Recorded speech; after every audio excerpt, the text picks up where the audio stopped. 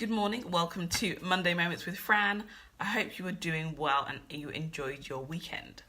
One of the things I was doing over the weekend was reading my journal from 2010, 2011, and partly because I'm in a very reflective season. It's not my birthday later this week, and sometimes I just think it's a good opportunity to reflect on how things have been, and all of that stuff. And so today I wanted to encourage you and ask you the question: when is the last time you wrote in your journal?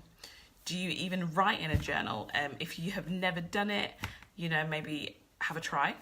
And I want to share some of the benefits that I've found from journaling and why I'm so passionate about it.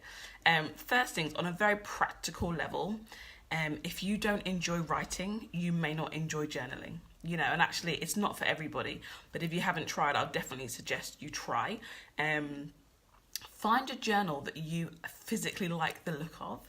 A few years ago, my lovely dad bought what I'd asked for my birthday for a new journal, and I think he went to choose it, and he went to WH Smith's, and he bought a very, how would I describe it? It was very practical. So it was black leather, beautiful journal, black leather bound, but it wasn't me. And so I, humbly asked, please can I change it? Because for me, I've got to enjoy the whole experience, which means I want a journal that I physically like the look of, the touch of. I like a hardback journal. I do prefer plain pages, but I've also used lined pages. I like to have a nice pen that I write with. All of these little things really make a difference to the whole experience. I don't journal every day at all. I journal as and when is right for me. So there are some seasons where I do journal like every single day, and other seasons it could be a couple of times a month, or even once every few months. It depends what is happening. But I don't believe in being clinical about certain things because it's meant to be an enjoyable experience. And so some of the benefits that I found, and I really want to encourage you in, is it's a way to capture the moments and the memories. When I was reading this journal from 9 years ago, there are things that happened that I had completely forgotten about. Experiences, conversations with people, gifts I'd been given, answered prayer. It was like, wow, truly I wouldn't have remembered. And I was even sharing with somebody else who was involved in that particular season. I said, do you remember this year you blessed me with this thing? And they had no recollection. So it's a really great way to capture memories and moments. Life is so busy and life is so fast paced, and we can forget what happened 2 weeks ago, never mind a couple of years ago. And so I use it as a way to really reflect on, wow, look at all that has happened. Another thing about journaling is it can be a very cathartic and healing process just to get stuff out of your head and down on paper. Like I've said before, I believe in going to therapy, having counselling, whatever you need to do, but sometimes you cannot be in that room with that individual sharing verbally as often as you may need to, whereas journaling, you can actually write it down and get it out of your head. And if you live in a very busy household and you're concerned about somebody reading it, use code words, use abbreviations, whatever's right for you. There was a time when I lived in a really, really busy household, and I would use little abbreviations for particular individuals that I was just having to share my thoughts and feelings about. So yes, make sure it's a safe environment for you as well. What also I put down, I've got a little list down here, is it's an opportunity to revisit how much you have changed. So I write down thoughts, feelings, expectations, beliefs about particular things, and to read it several years on, it's a good way to be able to realize how much I've changed, as well as how much I've still got to change. But it's really, really encouraging. I've been journaling for over 20 years, so I have got stacks of these books in my house.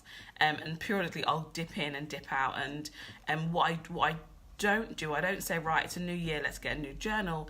It's a continual one. And normally at the beginning, I'll put almost the start date, and then the ages that the journal actually covers my lifespan. Also, it's a way to document answered prayers and breakthroughs.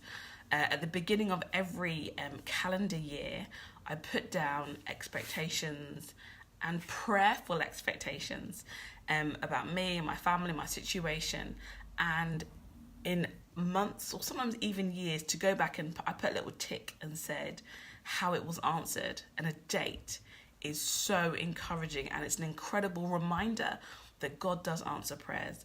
There was one season where I was dreaming like so often, and I also use a journal as a dream journal, although I've got a separate dream journal. But at this time I was just sharing in this journal about some dreams I was having, and they were prophetic dreams, but at the time I didn't realize it. But as I would journal this dream, I'll be then going back a few weeks later to tick and say, gosh, it really, really happened on this date. And it was really encouraging to be like, okay, Fran, you are, God is speaking to you through your dreams. And so when I dream again, it almost put a precedent that, okay, you can expect this to happen. So prepare for it, pray about it, and it's not going to come as a shock or surprise. The dreams were very specific around a place that I was working at and just some things that were happening. So I was really, really grateful. And then the last thing I really want to encourage you is that when you journal, it's your me time. It's the time that you invest in you, in your personal growth. You are your greatest investment. You will spend your whole life with yourself. So your spiritual growth, your personal time, how you intentionally grow and develop internally is really, really important. And I think when you journal, you are just taking a pause out of your busy everyday life to reflect, to think, to write things down. And it is a really, really enjoyable space. Whenever I travel or go away, I try and take my journal because it's just a nice way to reflect on what's been happening over the last couple of weeks or months, and also what am I looking forward to.